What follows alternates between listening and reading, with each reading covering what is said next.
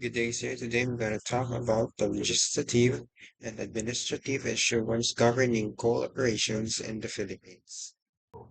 Coal has played a vital role in powering industries and fueling economic growth in the Philippines. But beyond its economic importance, the government has also recognized the need to regulate the sector to ensure that operations are safe, sustainable, and beneficial to the nation. In this presentation, we're going to talk about the three important issuance.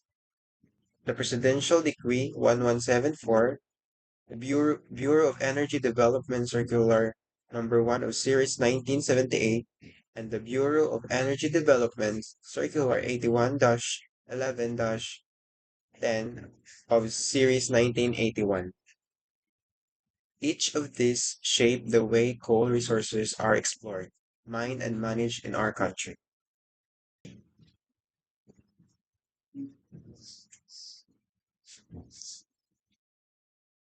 In 1997, Presidential Decree 1174 was issued as an amendment of Coal Development Act of 1976, or the Presidential Decree 972.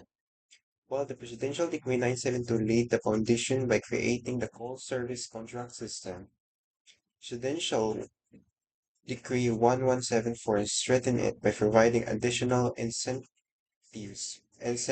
to encourage more investment in the coal sector. One of its most significant provisions was the reimbursement of up to 90% of gross income after deducting operating expenses. This meant that coal operators could recover a large portion of their investment, making coal development more financially attractive. It is also granted timber and water rights within coal contract areas, and even allowed access to government reserves land subject to laws and guidelines. These privileges ensured that operators had the resource they needed to develop coal efficiently. In short, Presidential Decree 1174 was an incentive-driven measure designed to attract both local and foreign participation in coal mining, while maintaining government oversight through the service contract system.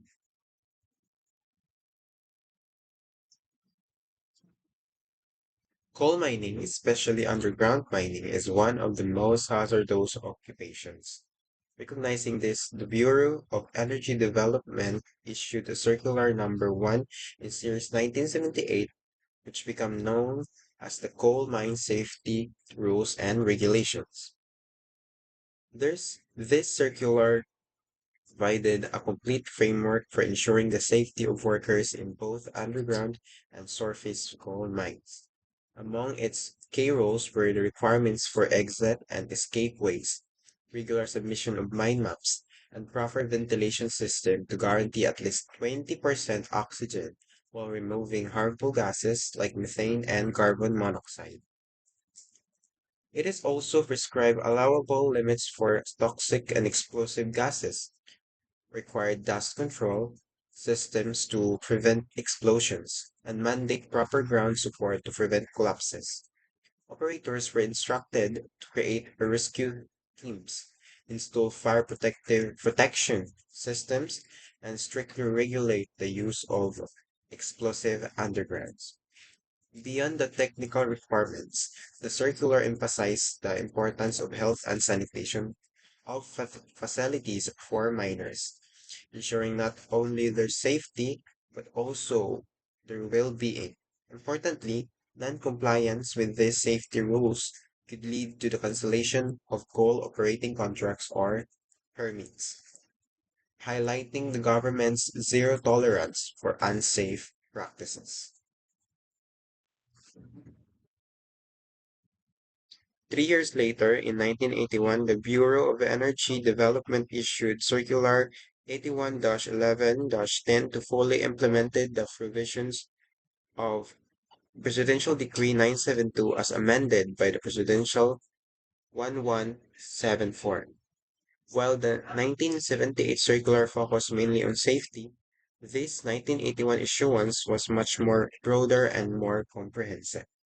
It detailed the process for applying for coal operating contracts, setting strict financial, administrative, and technical requirements. For example, applicants were required to have a minimum working capital of 1 million pesos per block for underground mining and 200,000 pesos for strip mining.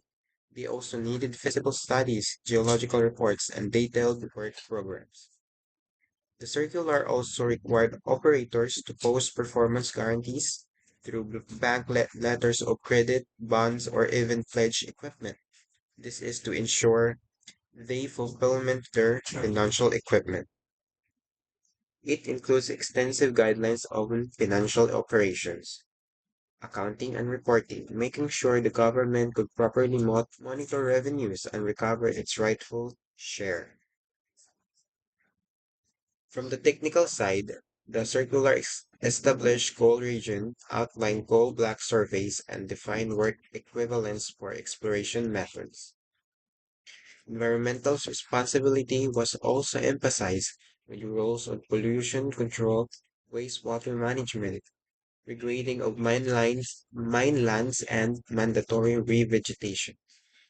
Finally, the Section 5 and Section 7 dealt specifically with safety and penalties. Section 5 introduced additional safety regulations, while Section 7 set out fines, suspensions, and even contract cancellations for violations. In essence, the Bureau of Energy Development Circular 81-11-10 become the master guidelines for coal operations, covering contracts, finances, safety, and environmental stewardship all in one document. Looking at this issuance together, we see how the legal framework of coal evolved. Presidential Decree 1174 focused on economic incentives, making the industry attractive for investors.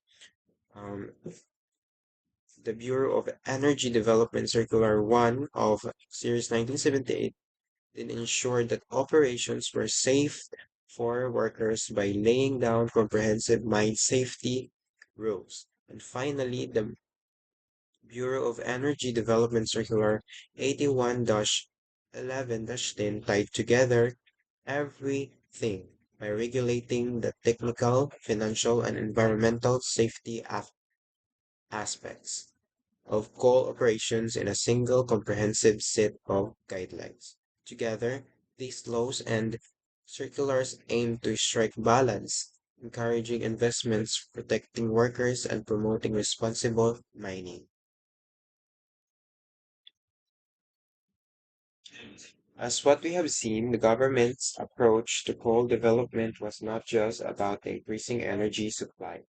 It was about doing so responsibly by attracting investors, protecting the rights of and safety of workers, and ensuring that the environment is rehabilitated for future generations. These issuance continue to remind us that true progress in energy and mining must always consider safety, responsibly, responsibility, and sustainability.